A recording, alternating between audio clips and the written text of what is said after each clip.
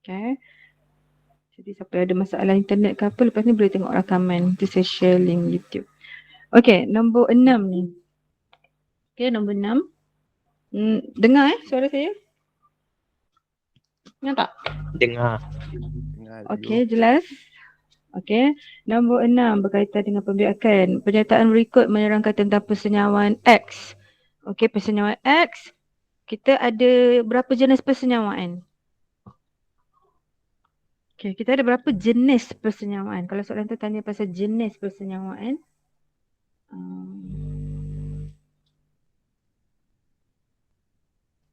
Okay, jenis persenyawaan. Okay, soalan tu kalau ditanya pasal jenis persenyawaan, kita ada berapa? Siapa tahu? Type kat chat pun tak apa. Berapa? 2. Okay, good. Apa nama yang pertama? Persenyawaan apa? Persenyawaan luar dengan persenyawaan dalam. Okay, bagus. Kalau soalan keluar kan, sebab kita tak tahu soalan apa nak keluar untuk pembiakan ni. So, persenyawaan luar maksudnya sperma dan ovum bersenyawa. Bersenyawa tu maksudnya bercantum di luar badan betina. Okay, di luar badan induk betina.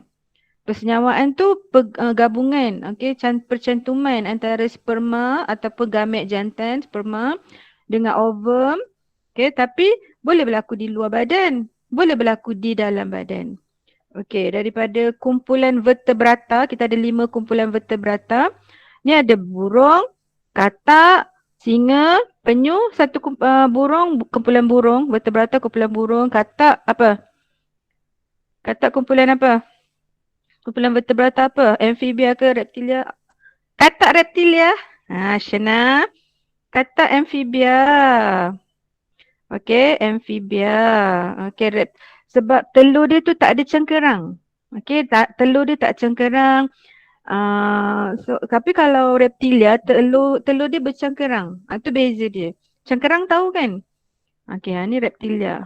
So, beza dia dari segi cengkerang dia. Reptilia. Okey. Katak, dia tak ada cengkerang. Telur dia tu luar tu memang tak ada kulit cengkerang. Reptilia ni dia ada kulit cengkerang dia. Tapi cengkerang dia lembut. Berbanding dengan burung, ayam, cengkerang dia keras. Okey, ni singa? Singa amfibia. Hai, singa berbulu, Nabil. Berbulu. Bila berbulu, Mama Nolia. Mama Nolia berbulu, menyusu anak, beranak. Itu semua ciri-ciri mamalia. Ni satu je yang berbulu, beranak. Mamalia je. Kita ingat kita manusia berbulu kan. Satu lagi. Apa? Yang tak ada kat sini. Dia ada 5 kumpulan vertebrata. Satu lagi apa? Ikan. Ikan. Ingat rimba. Ni kumpulan vertebrata ikan salah satu je.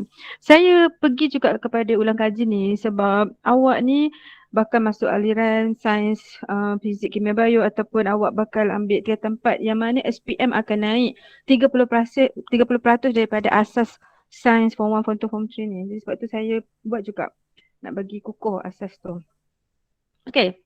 Jadi kat sini ada 2 yang melakukan persenyawaan luar di mana dia punya sperma gamet jantan tu dia lepaskan dalam air. So haiwan yang duduk dalam air katak dengan ikan kan? So dia akan lepaskan sperma dia tu induk jantan katak jantan ke ikan jantan ke dia akan lepaskan dia punya sperma tu terapur dekat atas ni. Nanti ovum akan bergabunglah dengan sperma dekat luar badan. Bukan dalam badan. Okay, luar badan induk betina. Kalau yang burung, ambil warna biru hijau. Okay, burung, mamalia, reptilia, ini semua persenyawaan dalam. Okay, persenyawaan dalam. Ini ni. Persenyawaan dalam. Persenyawaan dalam. Okay, faham tak? Faham. Okay, amfibia, ikan, semua duduk dalam air jadi dia persenyawaan luar. Dia lepaskan dalam air persenyawaan luar. Okay, so jawapan dia apa? Jawapan dia apa? Okay, so saya padam yang ni untuk tengok jawapan. Katak. Okay. Nukleus gamet jantan bercantum dengan nukleus gamet betina di luar induk betina, luar badan betina. Maka kata. Okay, faham? Okay, kita tengok ni pula soalan seterusnya. Nombor 7 ni. Darjah 4 menunjukkan sistem pembiakan wanita. Okay, manusia lah. Okay. Bahagian berlabel yang manakah merupakan tempat penempelan berlaku? Okay, sebelum tu kita ulang kaji sikit. Okay, Q ni apa? Q kita semua perempuan, semua wanita ada 2 Q. Q ni apa? Oh, Vari. Okay, good. Ovari. Kemudian P ni? Dia macam panjang tu. Apa?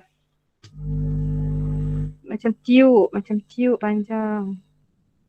Okay, good. Tiup falopio. Okay. Lepas tu ni tempat di mana fetus ataupun baby membesar. Apa nama dia? Yang R ni. Uterus. Oh. Bukan Faraj. Faraj kat sini. Ni Faraj. Ni kat sini. Ni Faraj.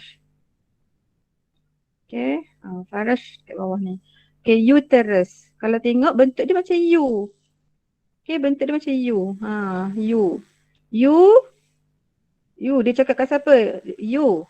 Dia cakap kat sperma. Jalan terus. Okay. You terus. You jalan terus je. Pergi kat tube fallopian. Sebab dekat tube fallopian ni lah berlakunya dating. Berlakunya perjumpaan antara ovum dengan sperma. Okay. Persenyawaan berlaku di tube fallopian di sini. Dating kan kena dekat terowong. Kat tube fallopian. Kat terowong. Macam terowong bentuk dia. Cara nak ingat. Faham tak? Ni bentuk U. U terus. Faham. Boleh? Faham ya. Okey, dan yang S ni cervix. Cervix.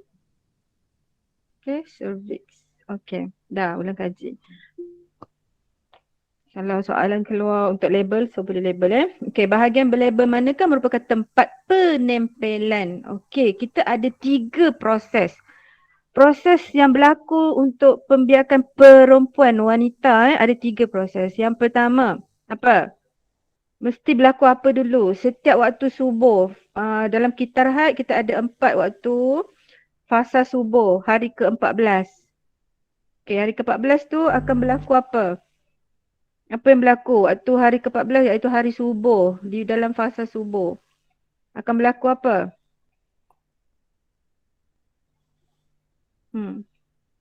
Tak tahu.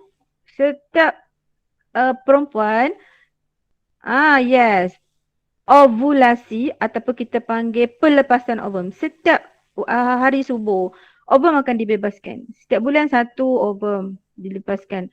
Yang matang sebab ada kes perempuan dia tak matang.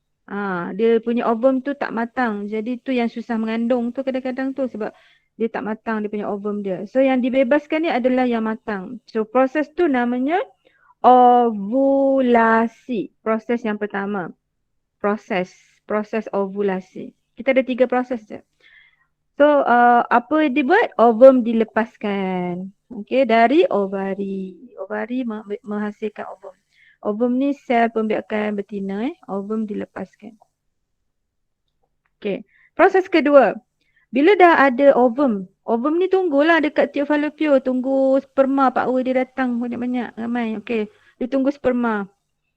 Okay, so bila dia tunggu sperma, kemungkinan boleh berlaku proses yang kedua. Apa nama proses yang kedua tu? Yang tadi, soalan kat atas tu. Proses apa? Proses apa? Persenyawaan. Okay. Persenyawaan. Jadi, saya masuk sikit. Jadi, kalau tak nak bagi sperma ni berjumpa, okay, berjumpa dengan ovum ni, maka hubungan seksual tak boleh dijalankan pada waktu subuh. Sebab waktu subuh pada tempoh subuh tu hari ke-13, 14, 15 waktu selepas period tu ovum tengah dibebaskan. Jadi kalau tak nak mengandung kena elakkan lah. Okay.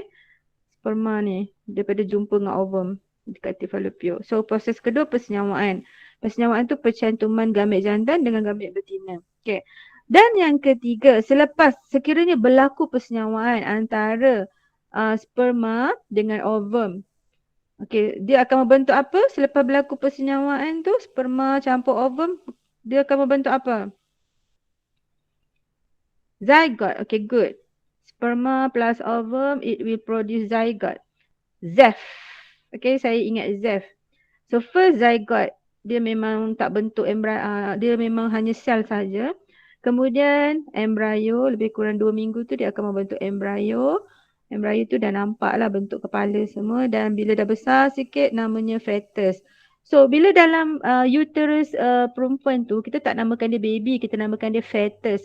Once deliver, selepas bersalin, barulah kita namakan baby. Selagi masih dalam uterus perempuan, kita namakan dia fetus. Okay, boleh faham? Ni pun soalan pernah tanya. Soalan pernah tanya yang ini, zygote, embryo, fetus. Okay, proses yang ketiga. Selepas dah bentuk zygote ni. Okay, dia dah bentuk zygote. Yes, dia pun nak kenalah menempel, melekat. Dia akan melekat sebab dia nak kena makan semua. Jadi proses yang ketiga kat sini. Dia dah jadi zygote kan? Dia kena menempel. So penempelan. So ada 3 proses penempelan. Okey. Cara untuk banyak cara untuk menghalang mengandung. Okey. Yang pertama yang pakai kondom tu maksudnya menghalang sperma ataupun pakai diafragma kan. Okey, yang kedua pakai IUCD. Macam cikgu pakai IUCD dululah. Cikgu pakai IUCD, dia sejenis alat. Kalau nak tengok IUCD tu bentuk macam mana. Saya tak tahu soalan apa yang keluar. Jadi kita ulang kaji lah apa yang ada. Okey.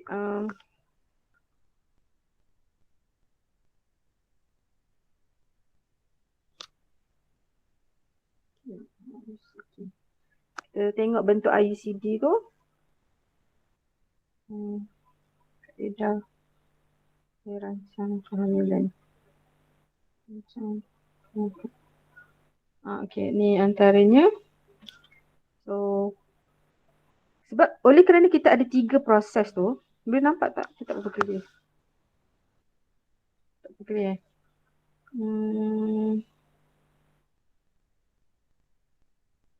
Berapa clear lah.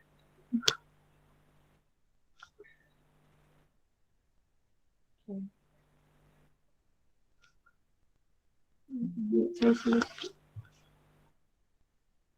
Tak berapa clear. Ya, okey ni. Okey, yang pertama, kan kita ada 3 proses kan ovulasi. So, macam ni kita nak halang ovulasi, nak halang ovum keluar. So, kita makan pil perancang.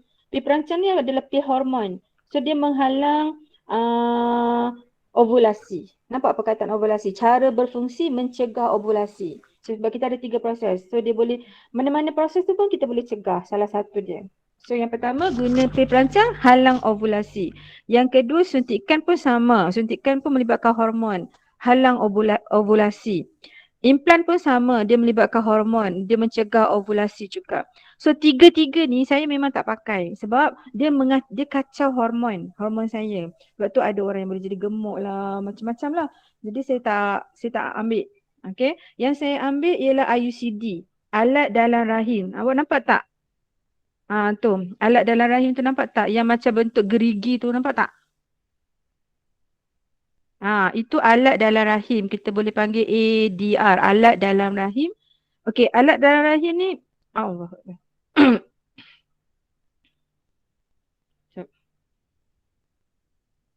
Okey, alat dalam rahim ni dia halang persenyawaan. Maksudnya dia halang sperma berjumpa dengan ovum dekat tube fallopian. Okay, dia halang persenyawaan. Okay, yang sama juga kondom halang persenyawaan. Okay, diafragma pun sama. Okay. Macam cikgu dah buat tu BTL. BTL tu bilateral tubal ligation, kaedah pemandulan wanita. Cikgu dah anak 6. Jadi cikgu tak nak anak dah. So cikgu dah ikat, dah potong tube fallopian cikgu. Okay, dah potong. Ada tak kat sini? Ligasi, BTL. BTL dan ligasi. Ligasi.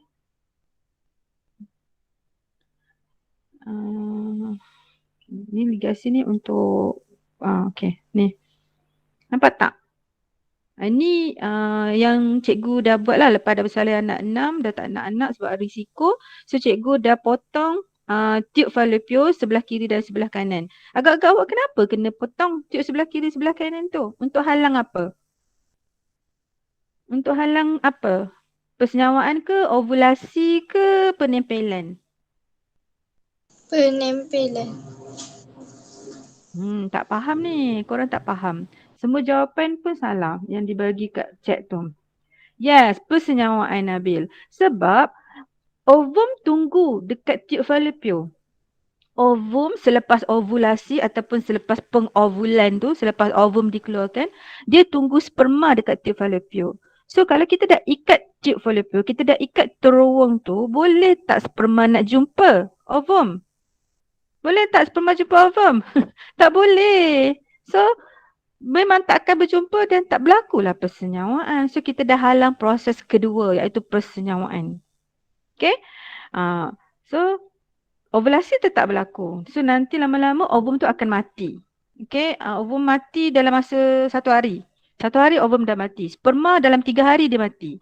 Sebab tu sperma doktor boleh keluarkan untuk buat persenyawaan luar rahim atau persenyawaan dalam radas. Dia ambil sperma, gabungkan, senyawakan dengan ovum tapi di dalam alat radas, bukan di dalam badan perempuan, disenyawa di luar. Okay, so kita ulang lagi sikit je situ. Okay. Seterusnya, so ada 3 proses. Penempelan yang melekat tu. So bahagian mana yang merupakan tempat penempelan? Di uterus. Okay, good. Okay, seterusnya kita pergi kepada ni. Ini form 3. Okay, form 3 tenaga kuasa. Bab tenaga dan kuasa. Rajah 5 menunjukkan Nicole terjun ke dalam kolam renang. Okay, dari papan anjal. Okay. Papan anjal So bila papan anjal, okay. Lepas tu dia kata apa? Antara yang berikut yang manakah merupakan yang betul? Mengenai perubahan tenaga, keupayaan graviti dan tenaga kinetik dari P pergi ke Q. Okay. Ingat tak tenaga keupayaan graviti? Tenaga keupayaan graviti. Ingat ke tak ingat? Okay, tenaga keupayaan graviti tu G-SAM. Dia punya formula dia G-SAM. Catat darab graviti. Percuitan graviti bumi darab dengan ketinggian. Okay, ketinggian.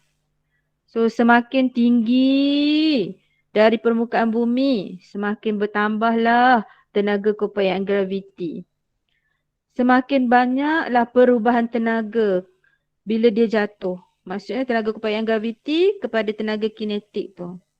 Okay, so tenaga kinetik pun bertambah. Bila tenaga keupayaan graviti bertambah, tenaga kinetik pun bertambah. Sebab mematuhi prinsip keabadian tenaga. Okay? Lagi tinggi, lagi banyaklah tersimpan tenaga keupayaan graviti kan? Lepas tu sebab tu orang yang jatuh daripada bangunan tinggi-tinggi tu, dia impak dia tu lagi teruk sebab dia punya tenaga kinetik dia tinggi. Okay? Tenaga kinetik tinggi sebab dia ketinggian dia bertambah. Faham tak sampai situ? Faham. Okay, good. Sekarang kita tengok jawapan. Dia nak yang betul. Okay? Tenaga keupayaan graviti bertambah. Betul tak? Tenaga keupayaan graviti bertambah ke berkurang bila dia turun daripada P ke Q? Bertambah ke berkurang? Berkurang. Kenapa berkurang, Nabil? Sebab dia punya ketinggian dia berkurang ke bertambah daripada aras bumi ni? Sebab ketinggian dia berkurang. Semakin mendekati permukaan bumi, ketinggian dia pun berkurang, jadi tenaga keupayaan graviti pun berkurang. So, salah lah yang ni. Sepatutnya berkurang. Okay, so satu salah. Okay, nombor dua. Tenaga keupayaan graviti berkurang, so betul. Okay, tenaga kinetik bertambah ke berkurang? Tadi baru saya sebut. Tenaga kinetik bertambah. Okay, betul. So, dia bertukar tenaga tu. Kalau tenaga keupayaan graviti berkurang, tenaga kinetik akan bertambah. So, jawapan dia 2 dan 3. 2 dan 3 C. Okay, faham tak? Ada tak yang tak faham pasal perubahan tenaga ni? Awak berada lagi tinggi, tenaga keupayaan graviti dia lagi tinggi. Bila dia jatuh ke bawah, dia akan bertukar daripada tenaga keupayaan graviti kepada tenaga kinetik. Yang ni akan berkurang, yang ni tenaga kinetik akan bertambah. Tenaga kinetik ni setengah darab jisim mass darab dengan hal laju V kuasa 2. So hal laju dia pun bertambah sebab tenaga kinetik bertambah. Bila hal laju bertambah, dia lagi laju sebab tu bila dia jatuh je kena tanah, boleh pecah kepala. Macam itulah maksudnya sebab dia lagi laju. Okey, nombor 10 tak payah. Okey ni. Bab termokimia. Form 3 keluar untuk soalan subjektif. Mengapakah penyejatan dikatakan proses endotermik? Okey, termokimia kita ada endotermik dan satu lagi apa? Exothermic. Yes, exothermic. Okey. Apa beza dia? Apa beza exo dengan endo ni? Yang mana serap haba, mana bebaskan haba? Endo serap haba. Okey, bagus. Endo serap haba. Contohnya macam awak bakar roti ke bakar kek, dia serap haba. Exo bebas haba. Contoh pembakaran. Okey, bakar bebas haba. Pernafasan, respirasi. Semua yang bebaskan haba, exo. Okey, so kat sini apa jawapan dia? Siapa nak try jawab? Apa jawapan dia? Mengapakah penyejatan? Penyejatan tu endo. Sebab dia serap haba ke bebas haba? Dia serap haba kan? Okey, so bila dia serap haba, suhu dia bertambah kan? Bila dia serap haba, suhu air. Sebab penyedatan ni melibatkan cecair. Suhu cecair ataupun air tu bertambah ke berkurang? Bila dia serap haba suhu naik ke turun? Bertambah. Okey, suhu bertambah. Ni boleh keluar dalam kertas struktur tau. Okey, dia serap haba. Jadi suhu cecair tu bertambah. Bila suhu cecair bertambah, dia panas. Dia akan bertukar daripada cecair. Dia akan bertukar sebab dia punya tenaga kinetik. Dia akan bergerak lebih laju. Cecair ni akan gerak laju sampai dia boleh bebas jadi gas. So jadilah proses penyejatan. Dia akan bebas daripada cecair kepada gas. Okay, boleh faham tak konsep apa soalan ni tanya tadi? Faham tak? Okay. So bila panas, bila serak haba, awak kalau panas, awak minum air panas kan, awak serak haba. So badan awak pun panas. Awak akan duduk diam-diam ke awak akan pergi gerak-gerak cari kipas? Awak akan gerak cari kipas. So pergerakan awak makin cepat bukan makin lambat. So salah, pergerakan makin cepat. Molekul air terurai untuk membentuk gas, oksigen dan hidrogen. Okay, tenaga haba yang dihasilkan oleh molekul, sebab dah belum. Tadi.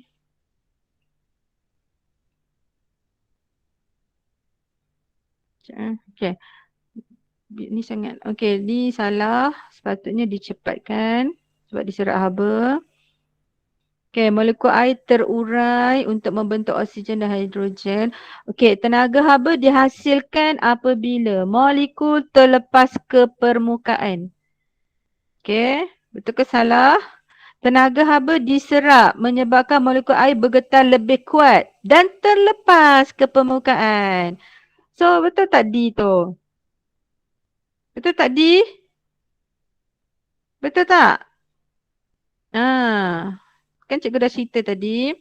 Okey, ni air, ni molekul air. Molekul air tak rapat sangat dia ada jarak sikit.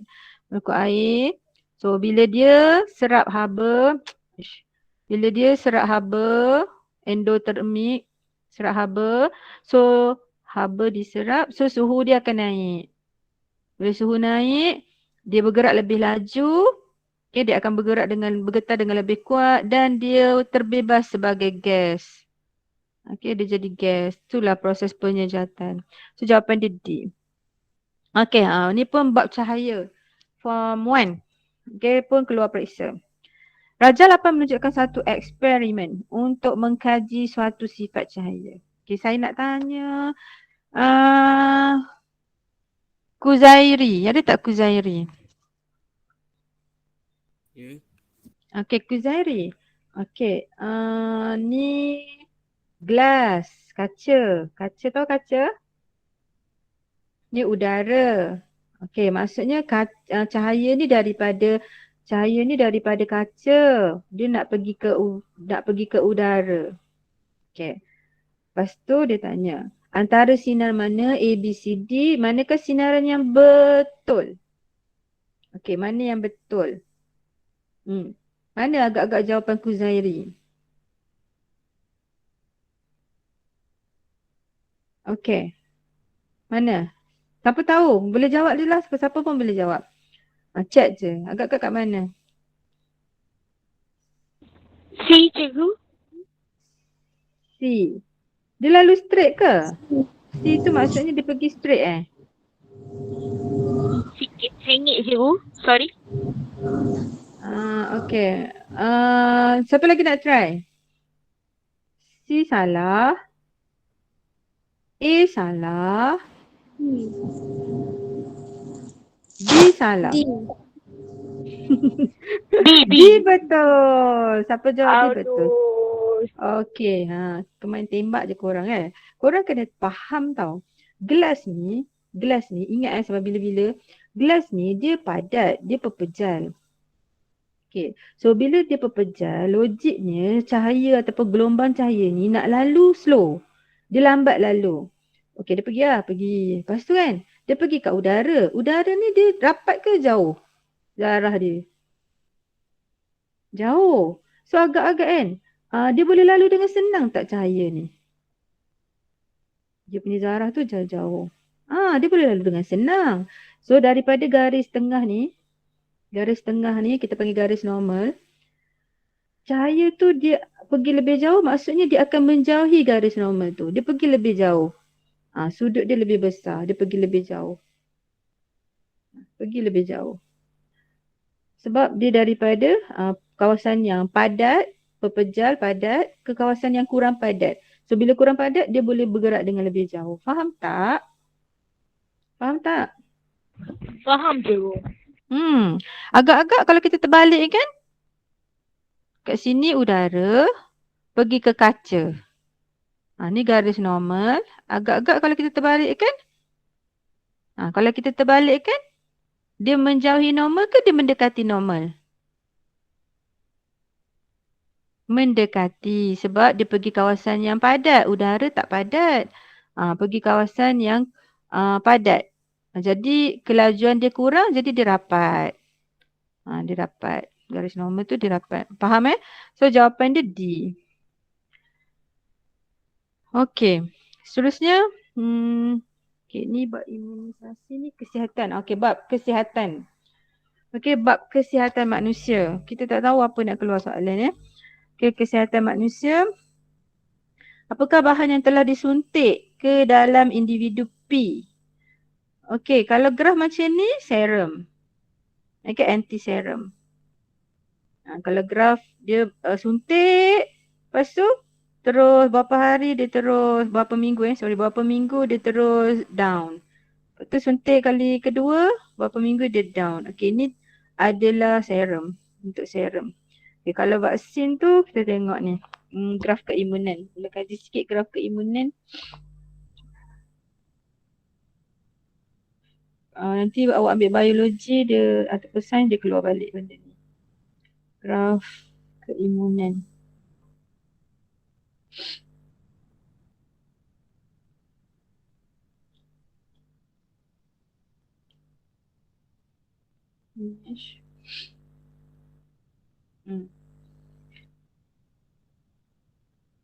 Okey.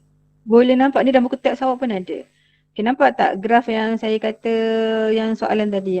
Ni adalah graf anti-serum.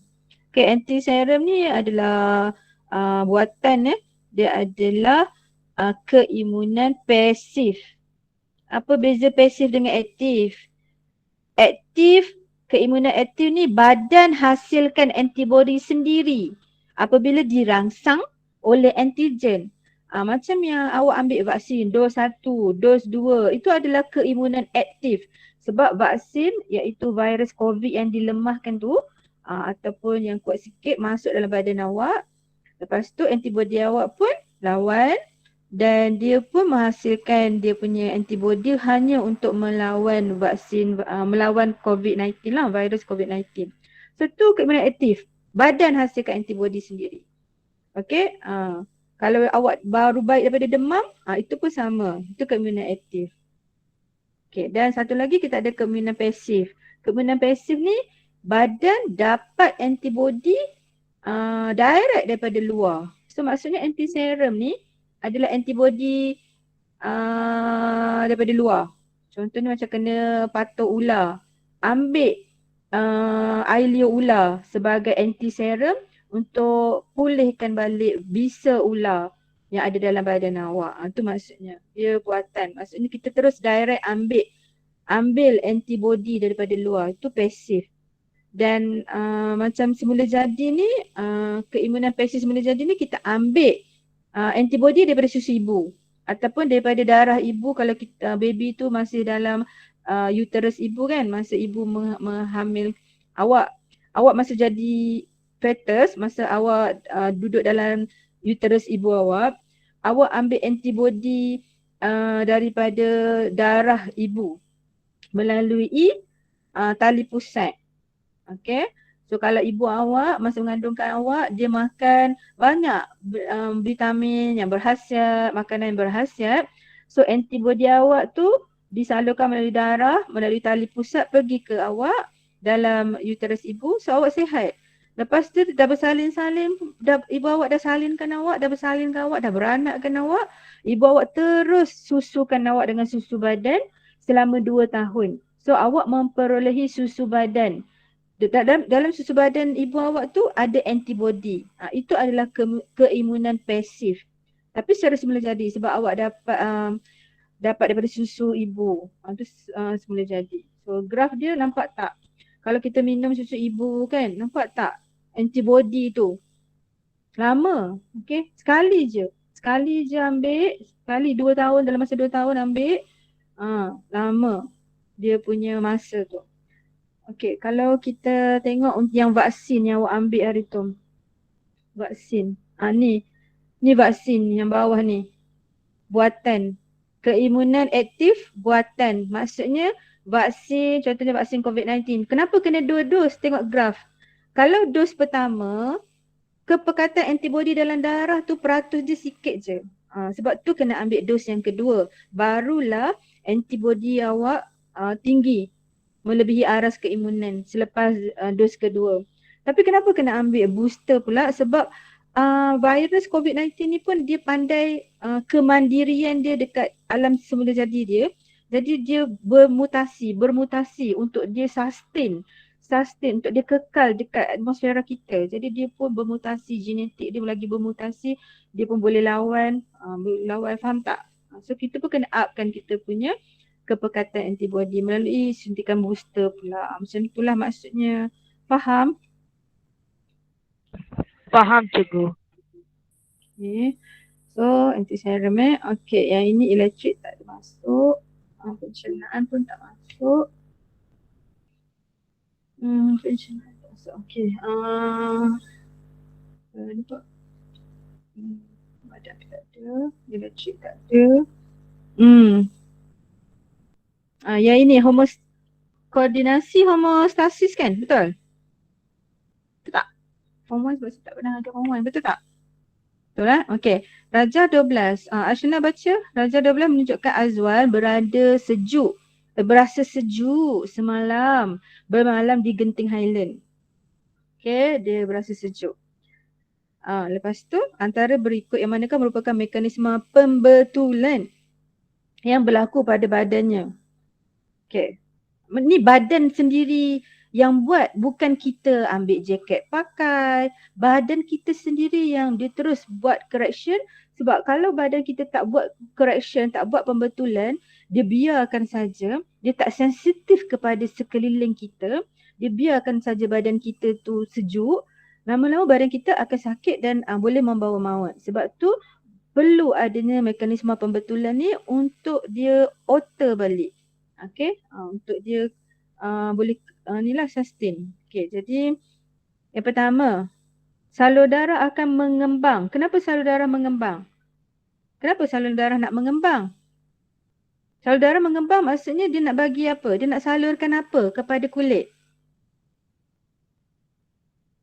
Air. Kalau kita sejuk, kita perlukan apa lebih banyak, Nina? Haba. Ya, kita perlukan haba lebih banyak kalau kita sejuk. Jadi salur darah mengembang, haba boleh dialihkan dengan lebih banyak, kan? Okey, bulu roma condong ke bulu roma condong?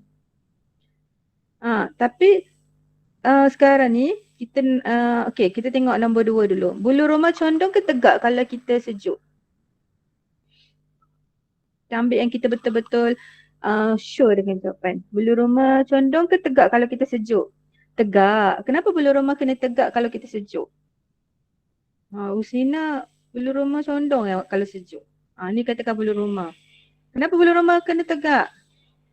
Dia nak perangkap apa ni? Ni kulit, dia nak perangkap apa dekat sini? Antara bulu roma tu dia nak perangkap apa? Perangkap haba. Okey, dia nak perangkap haba. Jadi bulu roma kena tegak. So 4. So ni salah, ni salah. So antara nombor 1 dengan nombor 3. Nombor 1 dengan nombor 3 ni kita check. So nombor 2 salah lah. Okay, nombor 2 ni salah. Okay. Badan menggigil dengan salur darah mengembang. Yang mana yang betul? 1 dan 4.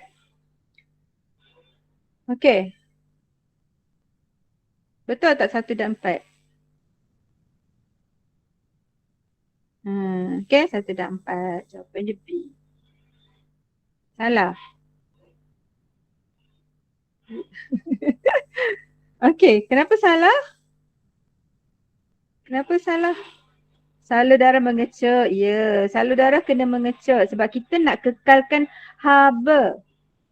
Okay, kita nak kekalkan haba kat badan kita. Kita tak nak bagi haba keluar daripada badan. Nabil, saya saja je nak test. Bisinglah orang sebelah buat construction. Okay, kita nak kekalkan badan kita dengan haba. Kita tak nak haba tu mengalir keluar daripada kulit. Jadi, kita kena kecekkan salur darah. Supaya haba tak mengalir keluar melalui darah kan. Darah, saluran darah. Ya Allah. Saluran darah tu bawa haba. Jadi, kita kena kurangkan pengaliran darah ke kulit. Okay? Betul tak? Okay, so jawapan dia yang mana? Kena badan menggigil. Kenapa nak kena badan menggigil? Kita gigilkan badan. Kenapa badan tu menggigil? Proses badan menggigil tu maksudnya apa? Yes, dia menjana lebih banyak haba sebab kita buat kerja. Menggigil tu maksudnya kita buat kerja. Okay, so jawapan dia C. Jawapan dia D. Okay, ni tak ada masuk. Okay, kita masuk dah paper tu. Mekanisme tak masuk. Okay, ni. Ni cahaya kan? Okay, cahaya. Betul tak cahaya? Pembiasan cahaya dan penyerakan cahaya. Okey. 2 markah. Bila 2 markah, awak kena sesuaikan 2 jawapan je. Satu soalan, satu jawapan, satu soalan, satu jawapan. Jangan lebih. Okey. Kita mula dengan pembiasan cahaya. Pembiasan cahaya yang mana satu? Dasar kolam kelihatan cetek. Pembiasan cahaya ni maksudnya dia lalu daripada macam ni tadi. Ni kita namakan pembiasan cahaya. Yang ni pembiasan cahaya. Okey, ni pembiasan cahaya. Kenapa? Sebab dia lalu dua medium yang berbeza ketepatan. Bila cahaya tu lalu dua medium yang berbeza ketepatan, tak kira lah udara ke kaca ke udara ke air ke, tak kisah. Asalkan ada perbezaan ketumpatan, beza kepadatan ataupun ketumpatan. Okay. Maka fenomena ini kita namakan pembiasan. Saya nak tanya, awak ada dengar tak orang bising drilling kat sebelah rumah saya tu? Dengar tak? Tak dengar sangat. Okay. Okay, good. Saya dah rapatkan saya punya mikrofon ni. Okay. So pembiasan mesti melibatkan macam dasar kolam kelihatan cetek. Sebab ni katakan kolam. Okay, ni mata kita. So kita nampak kolam tu dasar dia dekat sini, atas sikit. Bukan kat sini, dia kat atas sikit. So kita nampak dia cetek. Sebab pembiasan cahaya. Sebab cahaya tu bergerak daripada air. Okay, daripada air. Cahaya bergerak daripada air. Ni dasar. So daripada dasar ni, kita buat sinar dia daripada dasar. Lepas tu, ni dia punya garis normal. Dia akan membengkok menjauhi. Masuk ke dalam mata kita. Menjauhilah sebab ni udara, ni air. Ni padat. Okay, ni lagi tumpat. Yang ni kurang tumpat. Jadi dia jauh. Bila dia kurang tumpat, dia jauh. Kurang padat, dia jauh. So, bila ada perbezaan ketepatan, kita panggil dia pembiasan. So, jawapan dia ni lah. Ni. Okay. Penyerakan cahaya yang mana? Langit kelihatan biru pada tengah malam. Betul. Yes. Ini penyerakan cahaya. So, 2 je. Sebab 2 markah jadi 2 garis sahaja. Okay. Ni pula B. Pelangi terbentuk apabila cahaya matahari terkena. Terkena apa? Titisan air hujan ke habuk? Titisan air hujan. Yes. Okay. Pembiasanlah berlaku. Cahaya matahari yang berwarna putih akan dibias dan selerakan ke disebarkan? Selerakan. Okay, selerakan kepada 7 warna pelangi. Okay, 7 warna pelangi tu kan. Okay. Darah pula. Darah ni bab pengangkutan. Kan? Darah bab pengangkutan. Betul? Betul tak? Betul. Okay, so kita ulang kaji sikit. Nombor 4. Darah manusia terdiri daripada 2 komponen utama. Okay, plasma dan sel-sel darah. Okay, sel darah ada 3. Apa dia? Inilah. Sel darah merah, platelet, plasma. Plasma. Sel darah putih. Patutnya sel darah putih. Satu lagi sel darah putih. Okay, ada 3 komponen, 4 komponen semula. Okay, yang utama tu. Okay, nombor 1. Mana satu di antara komponen sel darah ni yang berbentuk dwicekung? Dwicekung bentuk dia macam ni. Macam donat tu. Dekat tengah dia ni, dia tak ada lubang. Bentuk daripada tepi kita nampak macam ni. Okay, yang mana? Apa jawapan awak? Sel darah merah? Platelet? Darah putih. Sel darah putih? Cikgu, kenapa cikgu suara 2 kali? Itulah. Siapa ada on lah? Saya pun pelik. Kenapa suara saya 2 kali? Mana ada suara Tadi 2 kali? Siapa-siapa offkan mikrofon. Jawab dekat chat je. Okay, jangan on mikrofon . Kalau tidak suara saya akan bergema. Okay, so sel darah putih ni, sel darah merah. Sel darah merah bentuk dia dui cekung, bentuk macam ni. Ataupun macam ni. Kalau dui cekung macam ni ataupun macam ni lah. Ni cekung yang pertama, ni cekung yang kedua. Ni bentuk sel darah merah. Dan sel darah merah satu-satunya tak ada nukleus. Yang lain, sel lain semua dah ada nukleus tau. Hanya sel darah merah sahaja yang no nukleus. Okay, awak kena ingat. Sangatlah wow. Sangatlah amazing because dia tak ada aktiviti. Tak ada aktiviti yang mengawal dia. Sebab dia tak ada nukleus. Nukleus fungsi dia mengawal aktiviti sel kan. So dia tak ada yang mengawal dia. Sebab fungsi dia hanya membawa oksigen. Sel darah merah hanya membawa oksigen.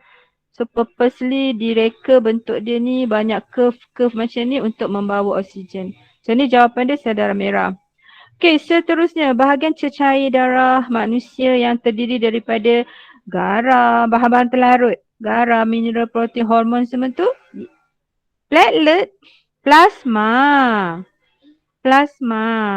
Okey, platelet ni untuk bekukan darah. Beku darah jika luka. Sel darah putih lawan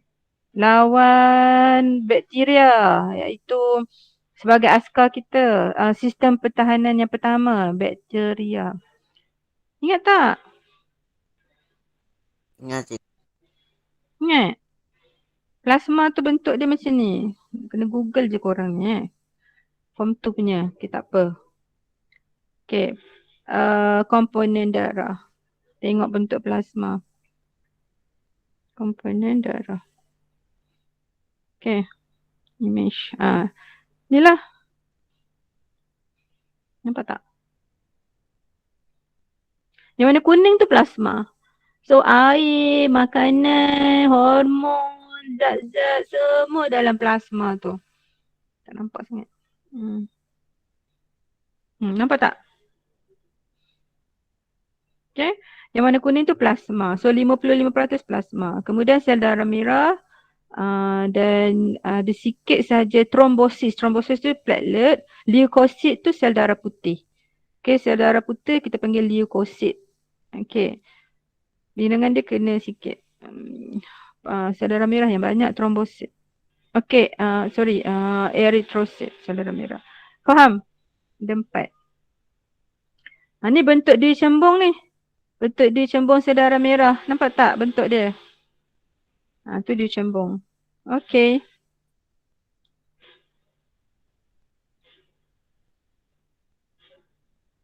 Ni. Rajah 4 menunjukkan komponen sel darah merah. Okay, kita ada J. Berdasarkan rajah 4, namakan J dan nyatakan fungsinya. J. J tu apa? Dia macam pakai topi. Askar kan dia pakai topi, pakai helmet. Untuk askar dulu-dulu lah. Askar yang dalam kereta kebal. Dia kan pakai helmet. So kalau askar, ini adalah askar. Jangan tulis askar. Tulis sel darah putih. Sebab askar ni tujuan dia, askar kan nak lawan antigen masuk dalam badan. Sel darah putih, fungsi dia untuk lawan antigen daripada luar masuk dalam badan kita. Okay. So yang ini sel darah merah. Yang ini platelet. Ini sel darah merah. Dan dalam ni ada plasma lah.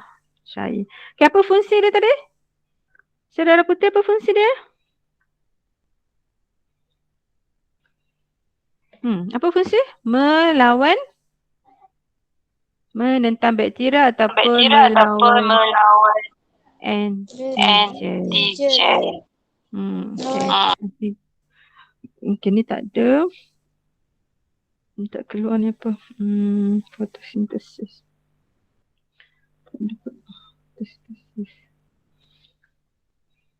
Okay, ni. Apa makanan? Makanan nutrisi tak masuk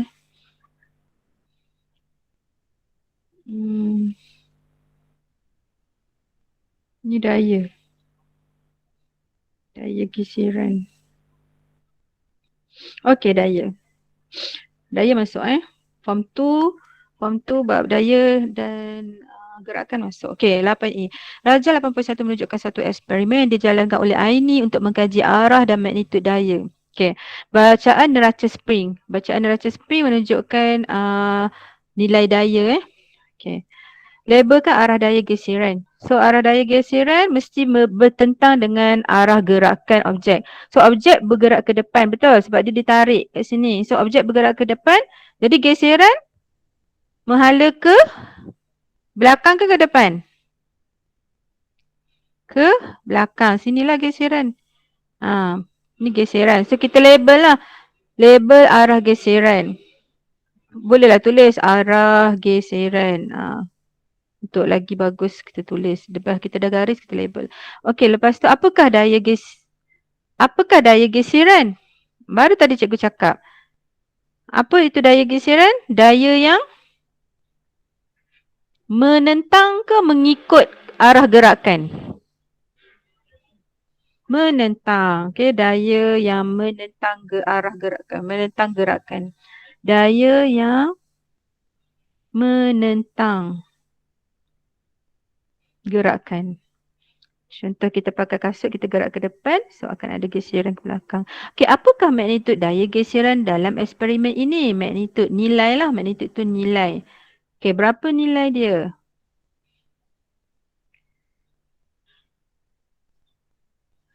Berapa nilai dia? Bacaan neraca spring apabila blok kayu mula bergerak 4 Newton. 4 Newton tu dia baru mula bergerak. Jadi berapa geseran dia? 4 Newton juga. Okey. Kecuali kalau dia ni bergerak memecut. Bila dia bergerak memecut barulah geseran ni kurang daripada nilai pecutan tu. Kalau dia bergerak, dia tak memecut, dia bergerak dengan seragam, dia bergerak dengan hal laju yang seragam sahaja, maka daya depan sama dengan daya geseran. So 4 Newton tapi arah ke belakang. Kita tulis 4 je, dia tak tanya arah, kita tulis magnitude je. Okey, apabila beberapa titis minyak, okey kita letak pula minyak kat meja ni.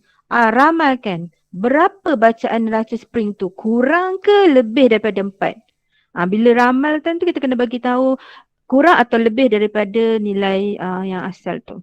Yes, kurang. Geseran dia akan berkurang. Jadi bacaan neraca spring pun berkurang. Sebab licin kan? Bila letak minyak licin, so kuranglah geseran. Bila kurang geseran, kuranglah bacaan neraca. Okey. Lepas tu, kita masuk topik tuas pula. Okey, Encik Rama seorang petani. Dia menggerakkan hasil tanamannya dengan menggunakan beg plastik. Okey, dia geraklah. Okey, satu hari kawannya menasihatkannya untuk menggunakan kereta sorong. Okey, seperti ditunjukkan dalam Rajah 8.2. So dekat gambar ni, kita ulang kaji sikit. Yang mana fulcrum? Kita kena tentukan fulcrum dulu. Titik yang tak bergerak. Bila kita angkat pemegang jalan pun dia masih kat tanah lagi. Yang mana? Roda. Betul? Roda ni adalah fulcrum. Fulcrum. Lepas tu ni beban. Okay. Dan yang ada tangan. Kalau ada tangan tu daya. Beban tu benda lah. Benda-benda yang terlibat. Kalau ada tangan je. Itu adalah daya. Faham untuk labelkan?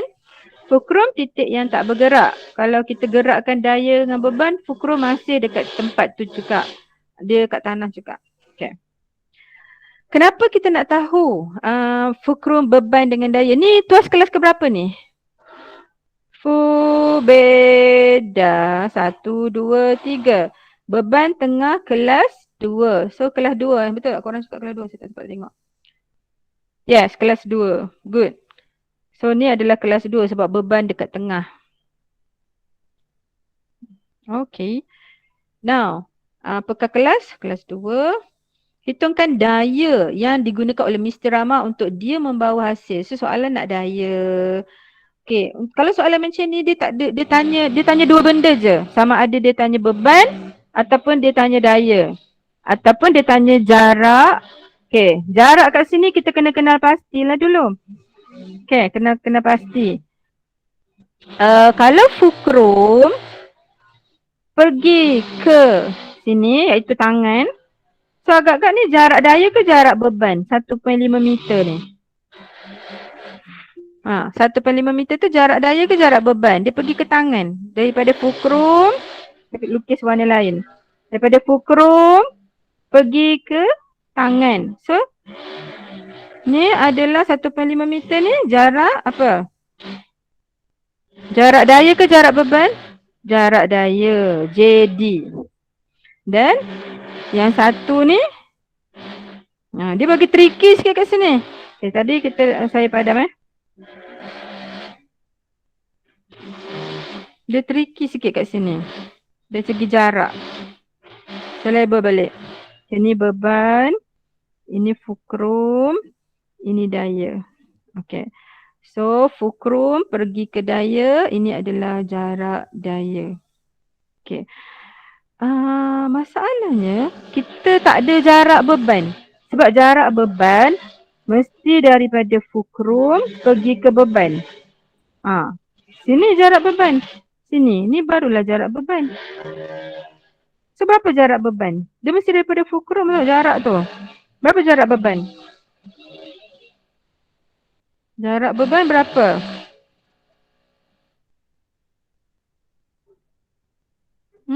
Berapa jarak beban? Jarak daya 1.5. Sini beban pergi ke daya 1. Fulcrum. Okay, fulcrum. Fulcrum tu, ni jarak ni. Ini adalah jarak beban. Berapa jarak beban? Sini yang kuning ni jarak beban. Berapa jarak beban tu? 0.5. 0.5. Okay, so masukkan nilai. Beban 600. Jarak daya 1.5. Daya yang kita nak cari. So, dapat 300 bagi 1.5. So, berapa daya? Berapa daya? Kira berapa daya? 0.5. Okay, good. 0.5 Newton. Okay, so dia tricky dekat sini ni. So, make sure untuk dapat jarak daya dan jarak beban mesti dari fulcrum. Fulcrum pergi beban, jarak beban. Fulcrum pergi daya, jarak daya. Okay, boleh? Okay, so dah. Seterusnya. Nyatakan kelebihan menggunakan kereta sorong berbanding membawa hasil tanaman menggunakan beg plastik.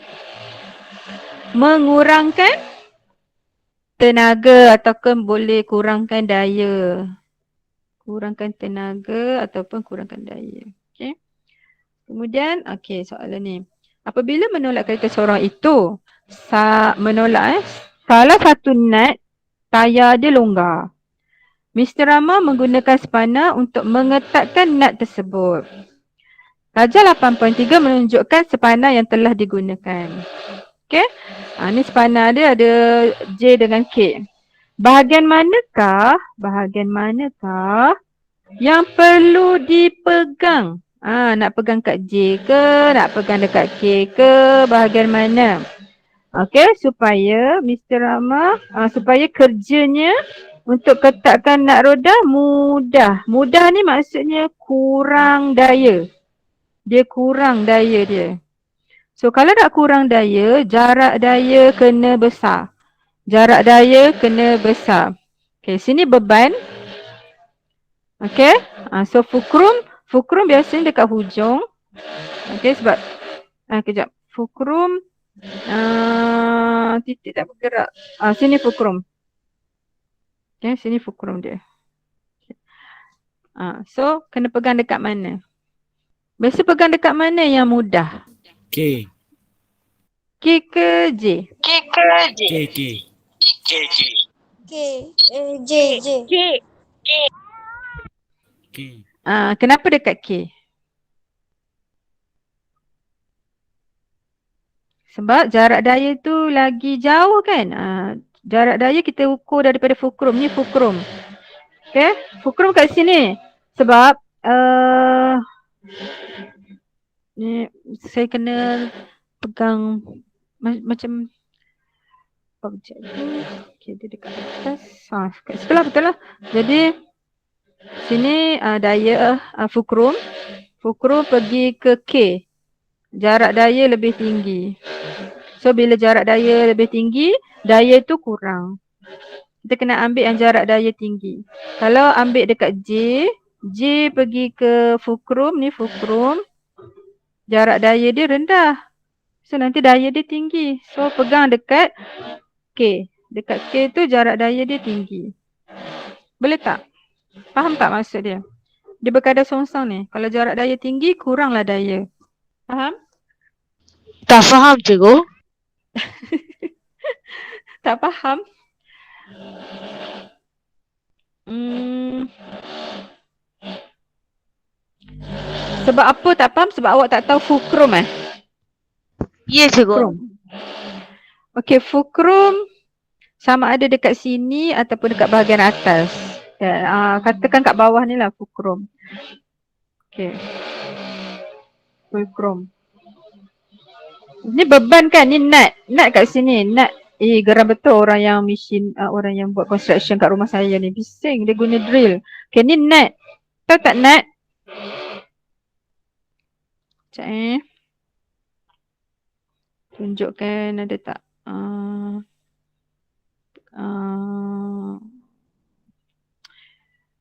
Kelas kelas untuk spana. Terus spana. Adalah.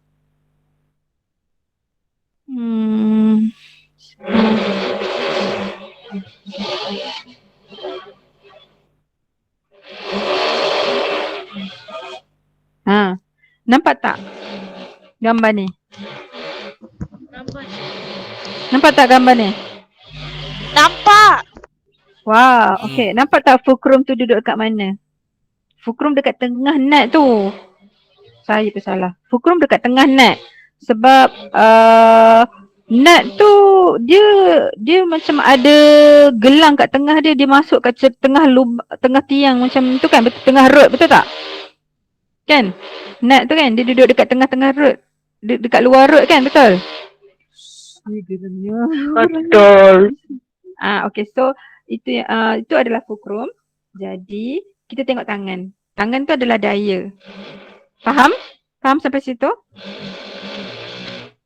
Okey, untuk mengukur jarak daya, kita kena ukur daripada fulcrum pergi ke daya. Okey?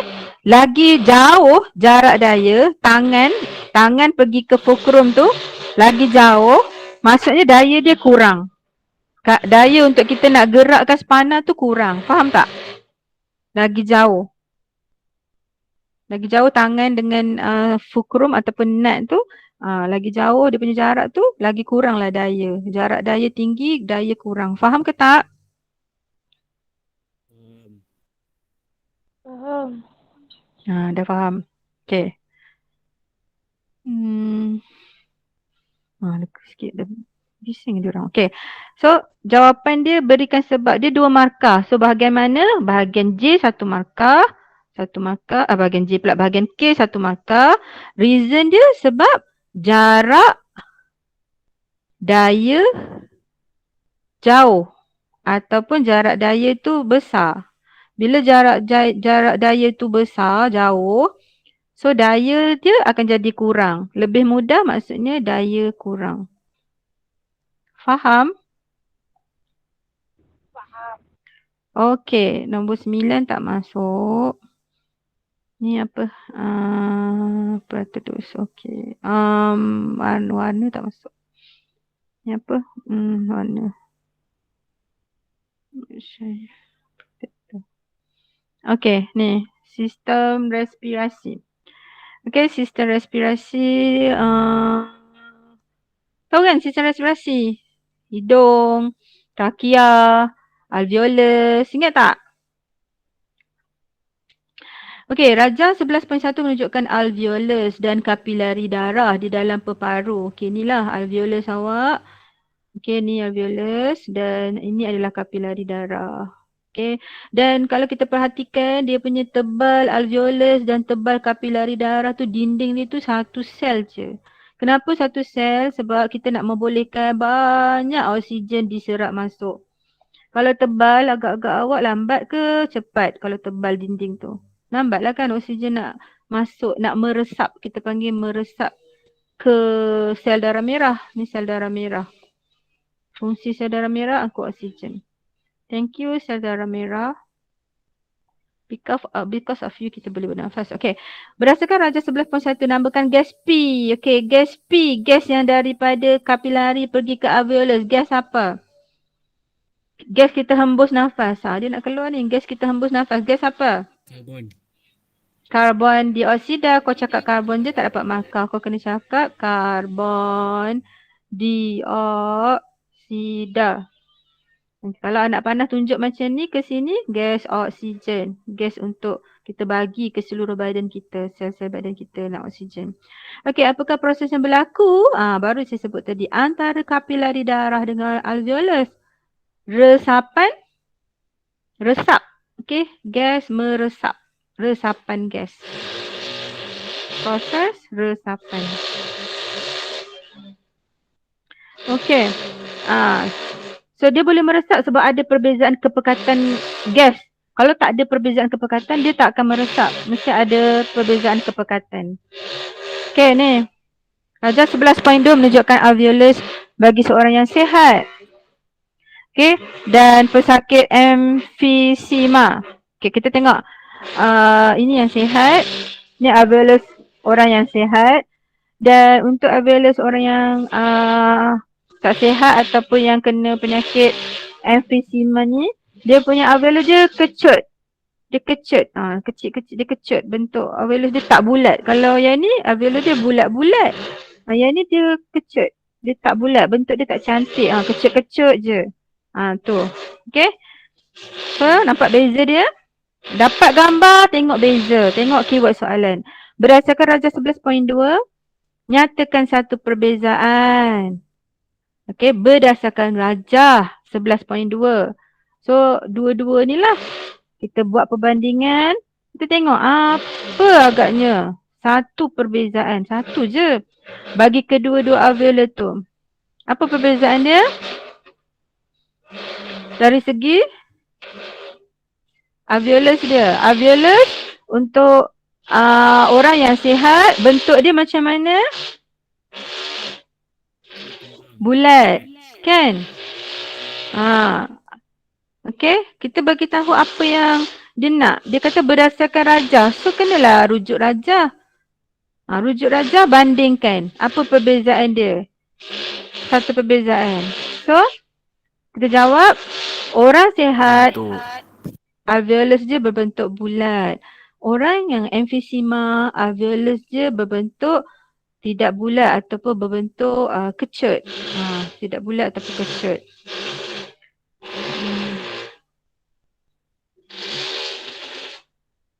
Sekejap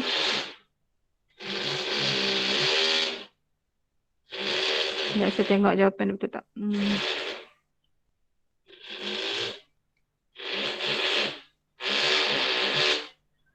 Okay, the alveoli of emphysema patient have larger air spaces, while the healthy alveoli have many smaller air spaces. The air sac in alveoli of emphysema patient are damaged, while the healthy are not damaged. Okay, dari segi rosak. Alveolus orang yang sakit emphysema ni dia rosak, damage tu rosak. Dan orang yang sihat tidak rosak. Ataupun pesakit emphysema dia ada alveolus dia luas. Dia ada banyak kawasan yang luas.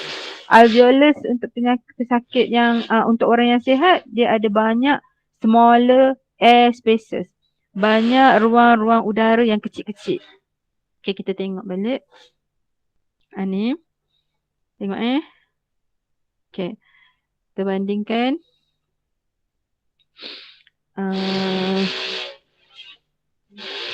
Okay. Dia banyak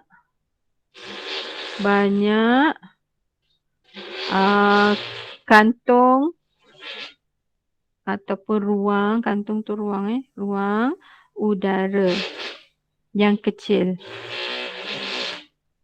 yang kecil. Manakala untuk yang pesakit emfisema ni kantung ataupun ruang udara dalam alveolus dia besar. Dia besar sebab dia macam bersambung, dia besar. Ataupun awak boleh kata ini rosak, yang ni tidak rosak. Boleh juga. Boleh? Beza dia. Boleh tak? Boleh ke tak? Boleh. Ayo, tak boleh cikgu. Susah cikgu. Okay. Yang ni bentuk yang normal kata ni. Bentuk alveolus yang tidak rosak. Yang ni bentuk alveolus yang rosak. Tu jawab-jawab. Okay? Faham? Faham cikgu, faham.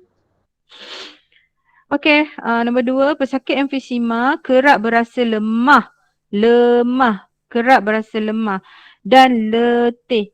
Lemah letih sebab kurang oksigen.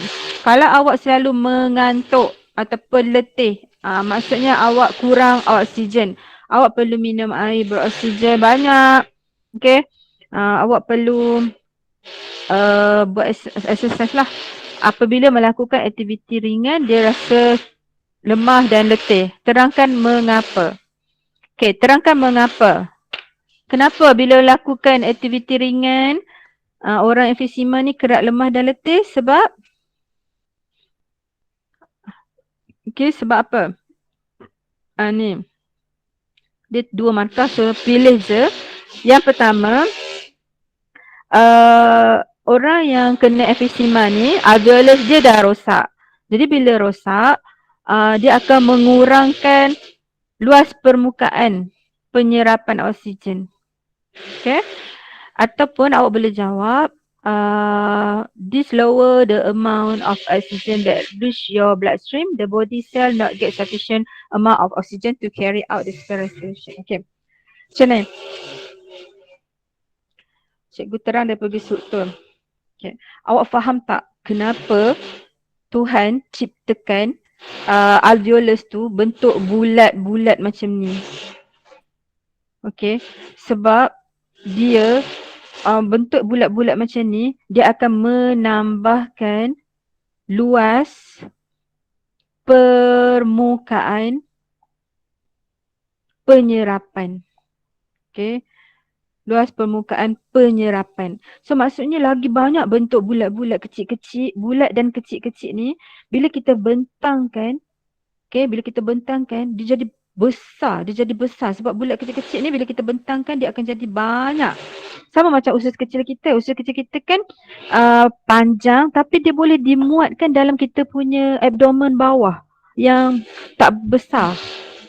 Faham tak? Sebab kita bentukkan dia tu curve, melengkung-lengkung. Bentuk yang macam tu, dia punya design macam tu, actually dia nak menambahkan luas permukaan penyerapan. Kalau alveolus, dia nak tambahkan luas permukaan penyerapan neutron. Tapi kalau alveolus nak tambahkan luas permukaan penyerapan oksigen. Nak lagi banyak oksigen masuk dalam badan. Faham tak? Dalam darah. Faham? So kalau orang emfisema, luas permukaan penyerapan dia kecil, kurang. Sebab bentuk dia tu dia tak banyak. Bulat-bulat tu dia tak banyak. So luas permukaan penyerapan dia kurang. Maka kurang oksigen yang boleh diserap masuk dalam darah. 2 markah. Faham? Yang pertama, luas permukaan penyerapan oksigen berkurang. Yang kedua, kurang darah meresap ke saluran darah. Cikgu, ini tulisan apa cikgu? Oh, awak tak faham? Sumpah saya tak faham cikgu. Saya sekarang saja masuk cikgu. Tina. Tina tak faham, Tina jawab yang bahagian A dengan B je. Yang C mana awak boleh jawab je. Okay? Cikgu, hari semua buat bahagian A je cikgu. Peperiksaan A buat dengan semua. A dengan B. Sebab A tu objektif, B tu sesuaikan macam tu, try buat, jangan tinggal kosong. Bahagian C pun buat yang mana yang awak rasa awak boleh buat, jangan tinggal kosong. Faham? Untuk awak bagi dulu. Okey cikgu, okey cikgu. Baik cikgu. Okay, dah tutup mic. Okay, jadual 11 menunjukkan indeks pencemaran udara IPU. Kalau jerubu lagi teruk Okay, ni dia punya indeks dia. 1 hingga 100. Maksudnya selamat untuk aktiviti di luar rumah. Kalau nilai IPU dia 1 hingga 100. Tiada kesan buruk untuk kesihatan. So selamat kalau IPU ni. Kalau 101 jerubu. Kalau jerubu pembakaran kan jerubu 101 hingga 200.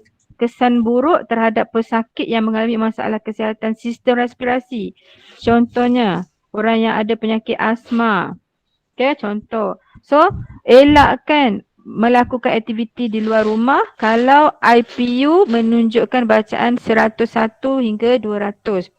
So kena duduk dalam rumah. Okey. Rajah 11.3 menunjukkan perbualan antara Aimi dan ibunya. Mak, bolehkah saya ke perkhemahan selama 3 hari? Mak rasa tidak sesuai Aimi sebab bacaan IPU 180. So rujuk dekat sini 180 tu di sini.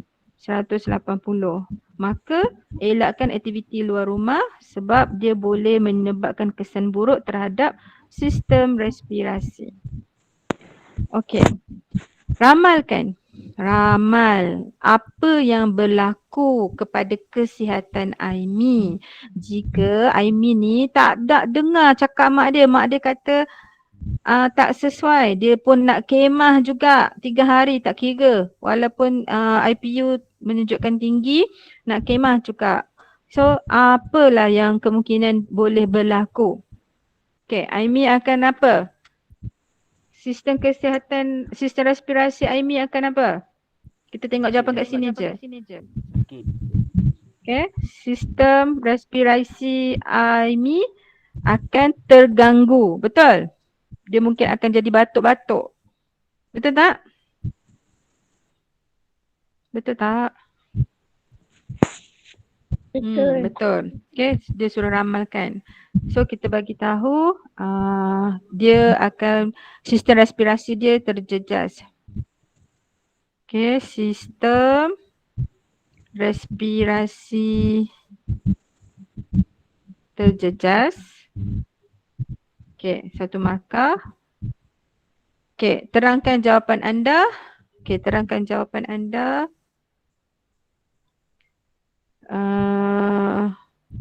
Difficult in breathing, dia susah bernafas ataupun bernafas pendek sebab ada banyak partikel debu dalam udara yang boleh menyebabkan asma. Ataupun dia akan batuk ataupun sesama sebab banyak partikel debu yang boleh mengganggu dia punya paru-paru. Okay, antara dua itulah.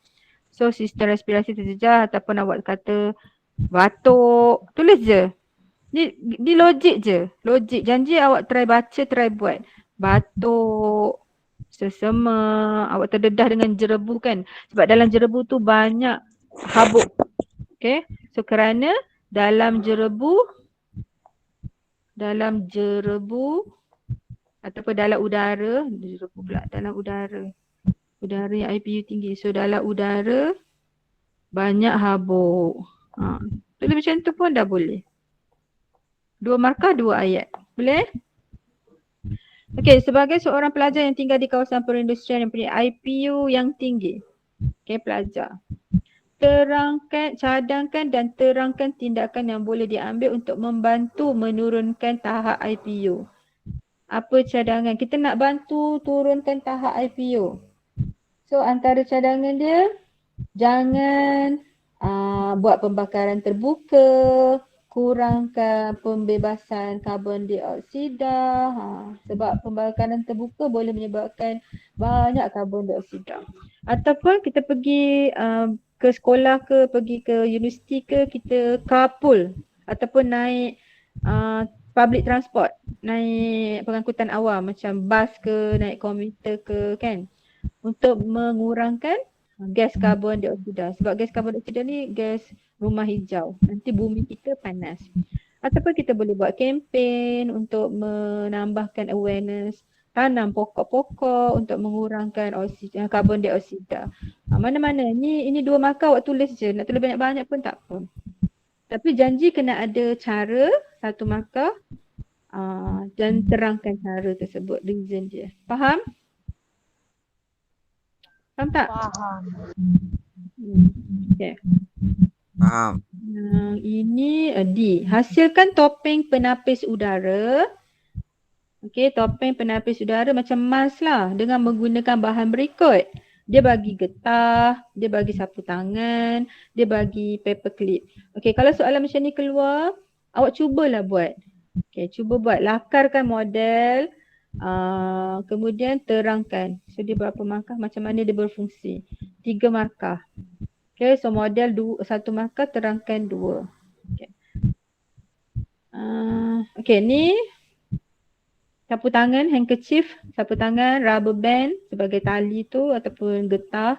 Kemudian paper clip. Macam tu je. So dah dapat 1 markah. Janji kena label tau. Bila awak lukis, awak kena label. Jangan tak label. Awak jangan ingat kami cikgu-cikgu faham.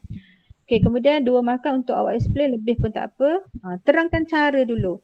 Paper clip digunakan untuk membuat lubang, to make a hole in the handkerchief. Paper clip ni digunakan nak buat lubang dekat sapu tangan. Lubang, the hole is used to tight the rubber band. Lubang tu digunakan untuk mengetatkan, untuk ikat rubber band tu lah. Okay, bagi tahu prosedur dia. Handkerchief will filter. Lepas tu bagi tahu fungsi handkerchief tu. Sapu tangan tu bagi tahu fungsi dia untuk menapis, filter menapis udara daripada debu. Kan awak ada pakai mask yang bentuk kain kan? So macam tu lah.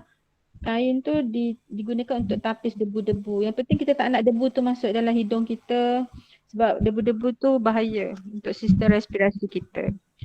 Tapi kita pakai mask yang yang kita pakai sekarang ni, actually mask tu dia boleh elak dari, selain daripada debu, dia boleh elakkan daripada virus COVID tu lah. Okay. Beza dengan sapu tangan dia boleh menyebabkan COVID juga masuk. Okay. Dah habis untuk soalan ini. Ada apa-apa nak tanya?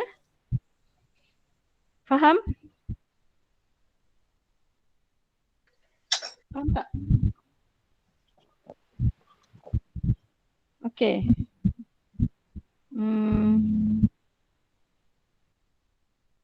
Okay, ni saya teruskan untuk yang satu soalan tuas ni ya. Okay. Saya rasa tuas ni famous. Siapa yang buka mikrofonnya? Okay. Adam cuba mengangkat sebuah batu dengan menggunakan kaedah seperti yang ditunjukkan dalam rajah 6.1. Okay. Ini dia nak angkat. Labelkan fulcrum. Siapa yang buka mikrofon tolong tutup. Okay, labelkan fulcrum. Mana fulcrum? Okay, batu kecil tu fulcrum. Pandai. Hurul, hurul punya.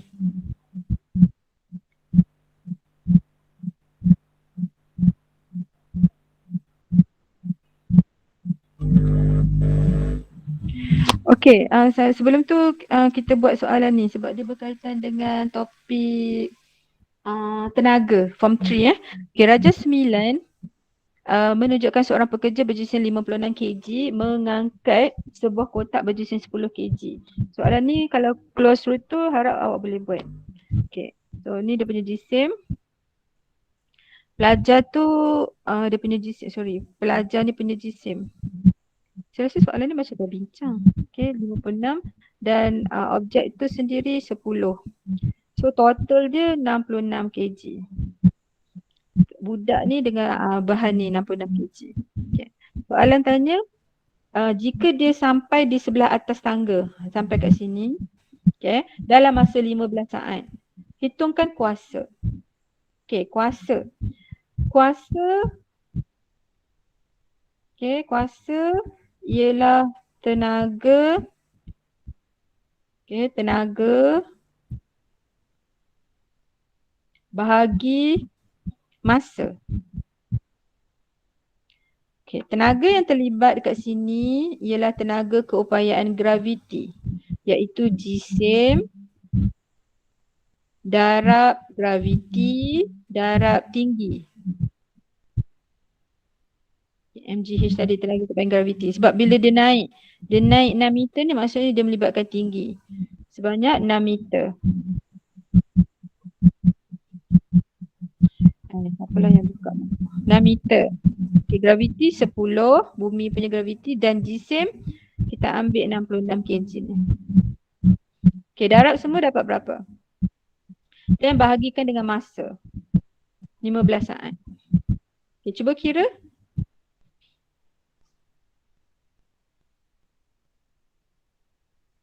Dua enam empat. Okay, 264. So jawapan dia B.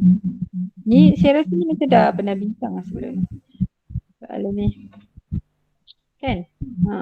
Dah pernah bincang. So nak ulang kaji ke tak payah? Dah bincang? Tak payah? Sure? Sure ke apa?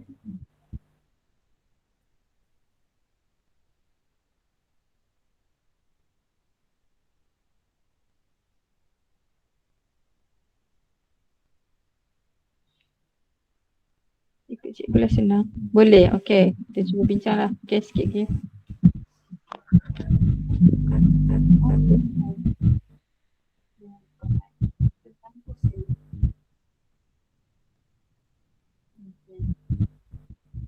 Okey.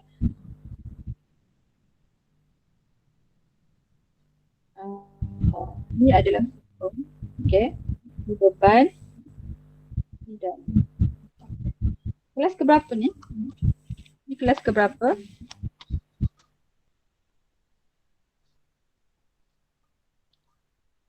Kelas ke berapa? Kalau Fukrum kat tengah, Tina kelas ke berapa? Kuzairi kelas kedua? Kan saya kata beda.